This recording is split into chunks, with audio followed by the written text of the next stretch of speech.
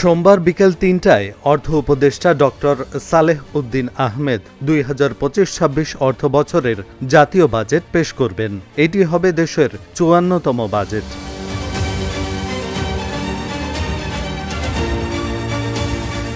অধ্যাপক ডক্টর মোহাম্মদ ইউনূসের নেতৃত্বাধীন অন্তর্বর্তী সরকারের প্রথম বাজেট।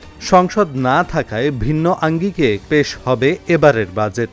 রাষ্ট্রীয় সম্প্রচার মাধ্যম বিটিভি সহ অন্যান্য বেসরকারি টেলিভিশনে তার বক্তব্য একযোগে প্রচার করা হবে। অর্থ মন্ত্রণালয় সূত্রে জানা গেছে, মূল্যস্ফীতি নিয়ন্ত্রণ সহ সামষ্টিক অর্থনৈতিক স্থিতিশীলতা ফিরিয়ে আনতে চলতি বাজেটের চেয়েও ছোট বাজেট দেওয়া হবে। আগামী ২৫-২৬ অর্থ বছরে সরকারি ব্যয় ৭,৯০,০০০ কোটি টাকা নির্ধারণ করা হয়েছে, যা চলতি বাজেটের চেয়ে ৭,০০০ কোটি টাকা কম। এর আগে সংসদের বাইরে বাজেট দেওয়া হয়েছিল ২০০৮ সালে। তখন ক্ষমতায় ছিল তত্ত্বাবধায়ক সরকার। ওই বছরের ৯ জুন তখনকার অর্থ উপদেষ্টা এবি মির্জা মোহাম্মদ আজিজুল ইসলাম ২০০৮-৯ অর্থ বছরের জন্য ৯৯,৯৬২ কোটি টাকার বাজেট ঘোষণা করেছিলেন। সেদিনও ছিল সোমবার।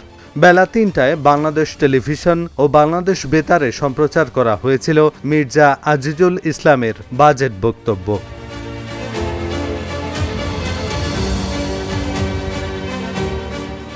এবার সংসদ না থাকায় সংসদের আলোচনা বা বিতর্কের কোনো সুযোগ থাকছে না। তবে বাজেট ঘোষণার পর প্রস্তাবিত বাজেটের ওপর নাগরিকদের নিকট মতামত চাইবে অর্থ মন্ত্রণালয়।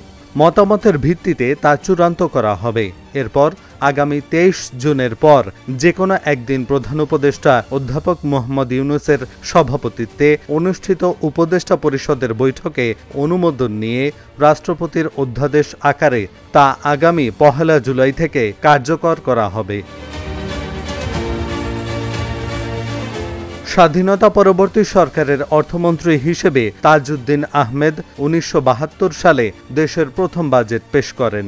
২০২৫-২৬ অর্থ বছরের এই বাজেট হবে বর্তমান অর্থ উপদেষ্টা ডক্টর সালেহ উদ্দিন আহমেদের প্রথম বাজেট। তিনি বিজ্ঞান ও প্রযুক্তি মন্ত্রণালয়ের উপদেষ্টা হিসেবেও দায়িত্ব পালন করেছেন। এহসানুল হক, ঢাকা জার্নাল।